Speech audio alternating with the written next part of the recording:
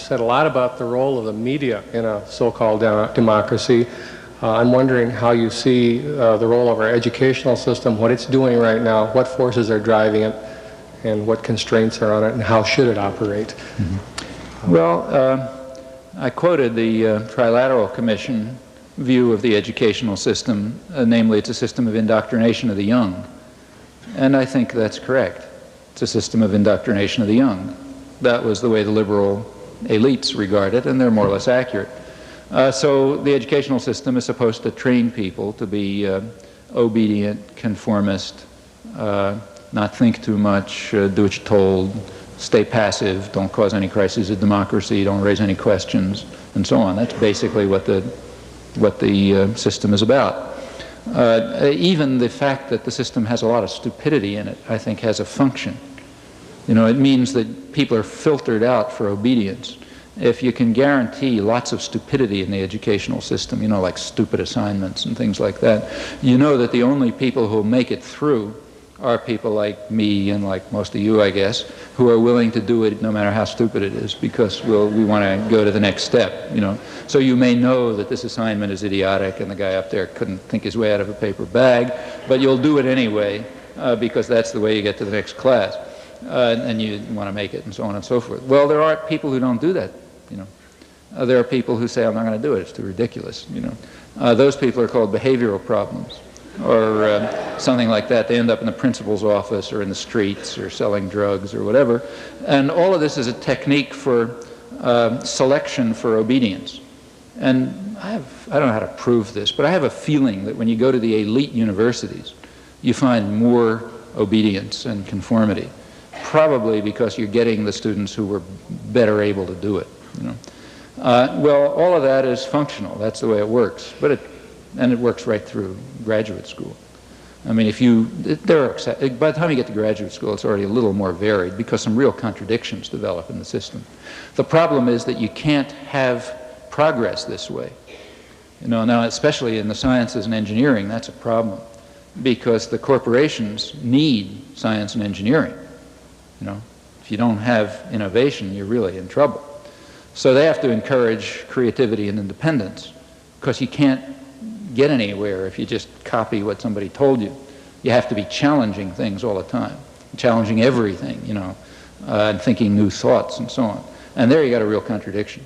It's hard to train people to be creative and challenging and so on, and yet to ensure that somewhere else in their lives they're conformist and obedient and never think. So you have problems. That's a serious problem in Japan, incidentally. We think of Japan as this tremendous superpower, but that's very misleading.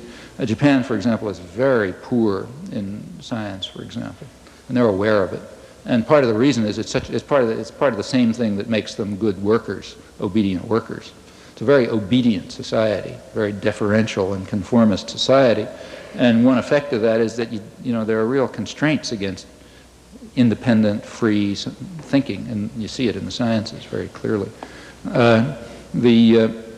But it's a problem here too. So there are those contradictions, and when you get to graduate school, they're beginning to show up. They show up much less in the ideological subjects, because there it doesn't matter so much if people have, you know, profits aren't made by historians having original ideas about the French Revolution, so they can have conventional ideas.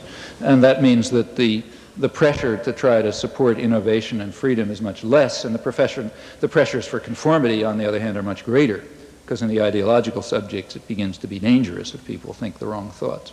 It's not so dangerous if they have new ideas about physics. But nevertheless, you know, you begin to get a little flux in the system by the time you get to graduate school. And even at lower levels you find it. I mean, there are teachers who do stimulate thought, and sometimes they get away with it.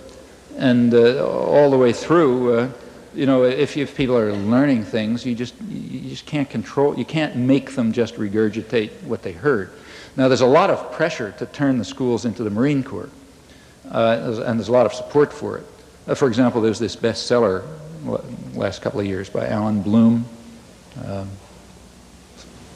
That was all over the supermarkets, Closing of the American Mind, you know, huge bestseller, supermarket racks, which is where I read it, and things like that. Well, you take a look at what he's saying, And there was plenty, a lot of enthusiastic accolades for it and so on.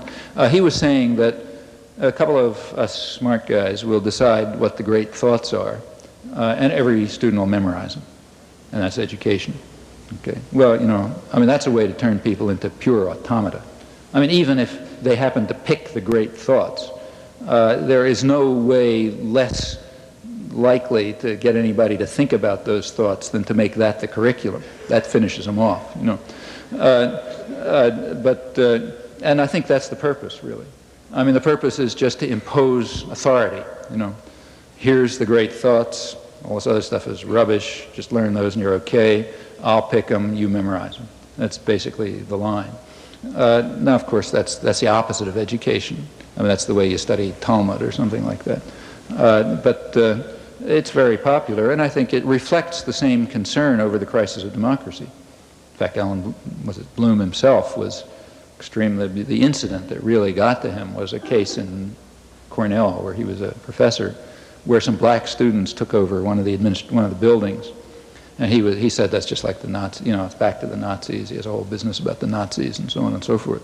Well, you take a look at what happened in that. He doesn't tell you what he thought and he says the faculty capitulated, just like Heidegger capitulated to the Nazis and so on. What actually happened, if you look back, is that there were real grievances. Undoubtedly, the students shouldn't have done what they did and go into the building with guns and so on, but it was settled very amicably. It was settled amicably. Nobody was killed. The grievances were to some extent dealt with, and the net result was better than it was before.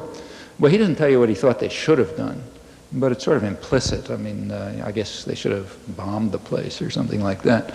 But that's what really set him off. And in general, what set many people off was the 60s are now described in the literature as if it was a time when students were running around burning libraries and destroying the foundations of civilization and so on. What was actually going on is they were asking questions. They were raising questions. They were looking into things that people hadn't looked into before. They were not just obedient. And from the point of view of a lot of the faculty, that's equivalent to burning the buildings. You can't have that small distinction. You can't make that. There's pressure to turn the schools back to the days when you didn't have to worry about those things, like disobedient students asking questions about things that you didn't tell them to think about and so on.